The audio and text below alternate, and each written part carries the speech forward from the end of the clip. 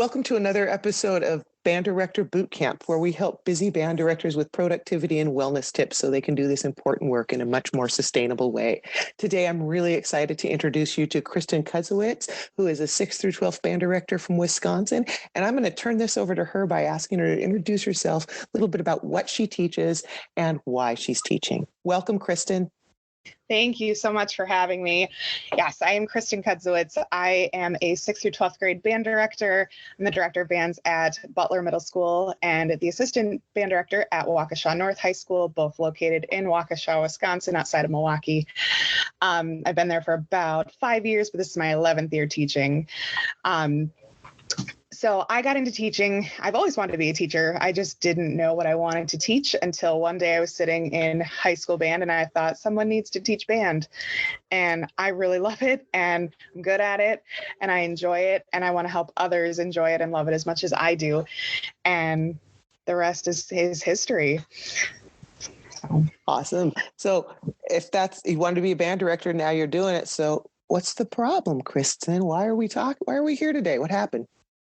Time. I know. I feel like the responsibilities of being a band director are so vast, and depending on your program and how many students you have and where you're located and what your resources are, there's just never enough time to get everything done that you want to get done in a day, in a school year, in your career. So it just was a very eye-opening thing for me in these first couple of years of my career. So I've kind of finally figured out some tips and some things that work for me, and I'm excited to share them with others and hope it helps them out too. Did you feel like you were burning out, or you were just? Oh yes. Didn't feel sustainable, huh?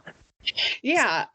So my position that I'm currently in, it's a pretty large district. I'm in the 7th largest school district in the state of Wisconsin. So I have currently the largest band program in the district. My middle school band program is a little over 200 students.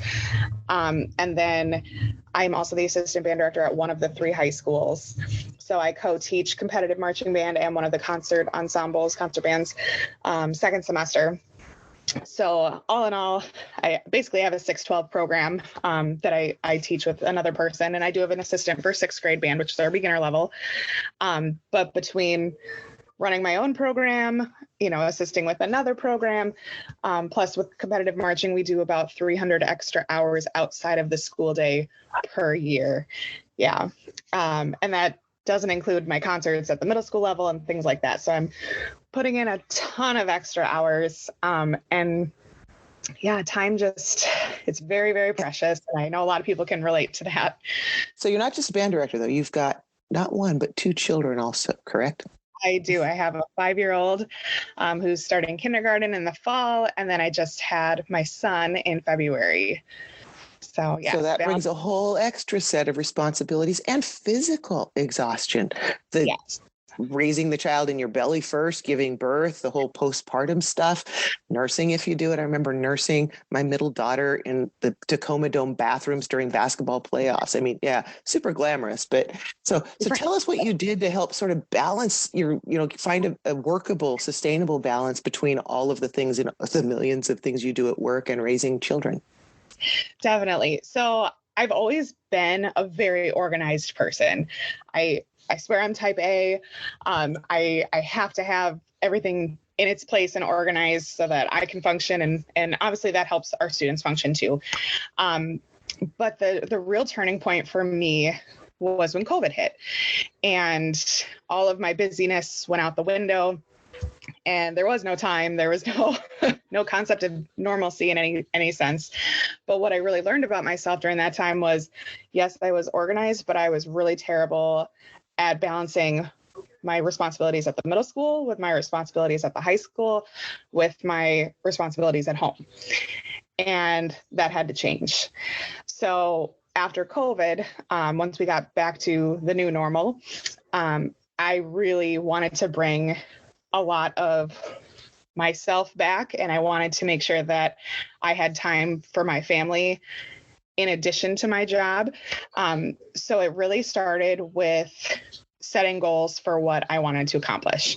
And it could be anything. I set long-term goals. Like I knew I wanted to go through my instrument inventory. I knew I wanted to go through my music library, but I also knew that wasn't going to take 1 hour. That was going to take a lot of hours. So I had my long-term to-do list, and then I had my short-term to-do list. And I even went as far as making it a weekly list or sometimes even a daily list. If I knew I had a professional development day coming or an early release day where I was going to have work time, I made a priorities list. What do I absolutely have to accomplish this day or this week? It has to get done. Nothing else can top it.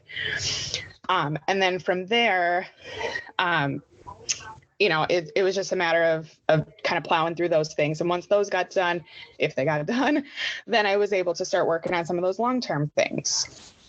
But really my biggest tip for myself coming back, and I've sustained it even through now, 3 years later, was to utilize every spare moment that I had at school. I absolutely to this day refuse to do work at home if I can help it. I am that bad guy, I will say, that has my work email on my phone. That's one thing I gotta work on. I just can't break it yet, but I'm working on it. But I have 2 little people who rely on me in addition to my, 300 band babies, but my kids at some point are going to have to come first too. So I really am striving to not work at home. The only exception, honestly, has been this very week because I just came back from maternity leave. So it's just kind of, getting back into the swing of things and cleaning stuff up and getting ready for the end of the year. But, the other thing too during COVID was I spent a ton of time reorganizing my Google Drive. Like I'm a folders within folders within folders, color coded kind of girl. And that's really helped me to be able to find things. A lot of times I know a lot of band directors, I know a lot of teachers in general who are like, I know I have this document and I know it has this word in it and I'm going to type it and see if I can find it. And then you find something else. You're like, oh, I wonder what that is. And all of a sudden you've wasted an hour looking for the one document that you needed. Guilty. I'm guilty too. Yep. I'm guilty as well.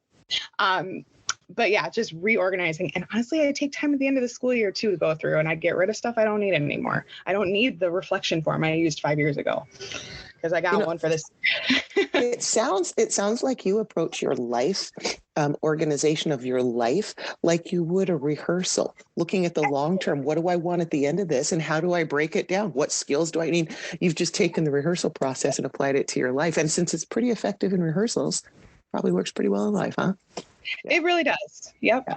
And then I loved your reference to color coding of everything. We were talking earlier before we recorded this about how I love the Google Calendar and being able to color code. So I can peek at my calendar at a glance and say, hey, do I really have a good work-life balance on here? Because my work stuff is a certain color, business stuff is a different color, personal is a different color. And if there's not much blue in my calendar, it means I've not got a good balance. So, or any of that. So you offer some really, really helpful tips.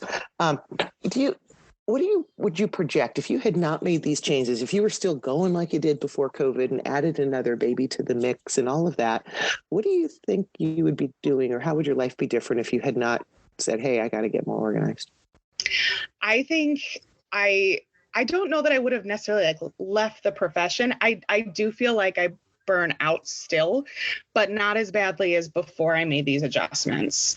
Like I said, COVID really put things in perspective. I thought that I had a good work-life balance or work-home balance before COVID.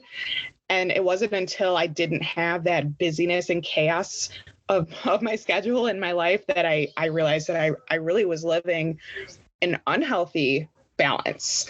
And I needed to do something to change that, and that doesn't mean that I love my students any less. It doesn't mean I love my kids any less.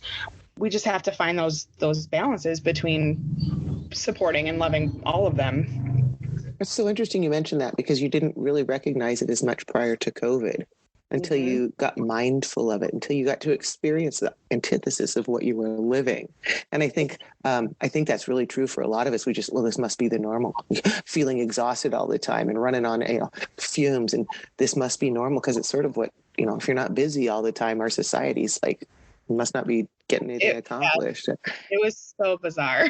Yeah. And I think as music teachers, we go, well, even teachers in general, but music teachers, we full on steam. And then you get to that quick part of a break at summer because a lot of the marching band folks don't get much of a break. But when you do get those breaks that are built in, a lot of music teachers find themselves, that's when the sickness hits or the whatever hits, because you've pushed and pushed so hard that the crash is pretty hard. I know. Yeah. See that everybody I talk to, that's so familiar. And so until you have the opportunity to really identify, hey, here's a pattern I've got going. How can I avoid the crash so I don't need all of this? And you've avoided your crashes as much by being more organized, by not wasting an hour looking for the document, but by knowing your organizational system and investing that time and intention ahead of time so that the daily flow can go better. You got some really great pointers, even for veteran teachers.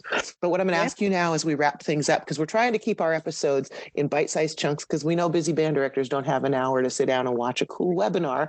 So these bite-sized podcast things are super dense and full of information, and they'll help any teacher or any level of teacher for how long they've taught. But I want to ask you specifically here at the end, as we think about passing this baton off to our younger music teachers, what advice would you give a brand new band director starting their career to intentionally be intentional about now so they could avoid what you see to be a major pitfall or obstacle of doing this in the long run? Definitely. I think as hard as it is, we always kind of have these professional goals. Like, we're like, okay, I want to be a high school band director. I want to be a middle school band director. Maybe I want to teach the college level 1 year or later in my life. You have to do that. I wish I would have done that from the beginning in my career. So set some personal goals. What do you want to achieve in your career? It can be a piece of music that you absolutely have to want to do at some point with some group somewhere. But anything, make some personal goals. Where do you want to teach? What do you want to teach? How long do you want to teach? And then some personal goals too. Like you have to find a way that you can balance from the beginning. And that's super hard when you don't know what to expect, because we've all been music students. So we've seen that side of it, but until you're on the other side of the podium, you don't know what happens behind the scenes and how much time and work that it takes. So I would encourage new band directors, veteran band directors, start small. Get a Google Drive if you don't have one, or just folders, and make a folder for your school, make a folder for each grade level, have a goal setting document that just runs and runs and runs, and take things off, and just have those little checklists, to-do lists, color code them if that makes you happy. But I would start early and, you can always, you'll find your system, whatever works for you, and this is what's always worked for me. But, my other tip would be, while you're still in school mode, this is always what I started doing this a couple years ago. At the end of every school year, even though school is over, so once graduation is done and I'm not in the building for a little while, at least, I always sit down on my computer for a day or two and I prep anything little that I can for the next year. It could be as simple as my welcome back to school slide for the next school year. Things like that. Have like a nuts and bolts folder that you can just do a little bit of work to update things for the next year while you're still thinking about it. And then you can put it away. And when you come back in August or whenever you come back, you have a little bit of work done already. And that's already a motivator and a time saver, because you can jump into other things that you want to look at for that year. And it must feel like a weight being lifted off your shoulder going into summer. So it's not hanging over your head like, oh, I'm going to have to get that stuff done. It's done. Yeah. And I just keep the same to-do list every year. So I know every summer I want to update this, and this, and then it's done. And it's kind of a nice surprise. It's kind of like a little teacher Christmas in August when I'm like, oh shoot, I got to work on that slide deck again. And oh yeah, I already did it because I was still in school mode. Well, I love what you just did by giving some really specific steps and examples of that, because I know a lot of us, I'm guilty, have often said to kids, you need to practice, but we don't teach them how to practice or how to, so you just did. You taught us. You didn't just say, go do this. You said, here, set this up, and here's how you can do it, and here's why. So I hope that as our listeners hear all this, something in there might have resonated with you, that you can say, that's an actionable step I can take because of what Kristin just shared. So, Kristin, I really, really appreciate having you on here today. So many golden nuggets from this conversation.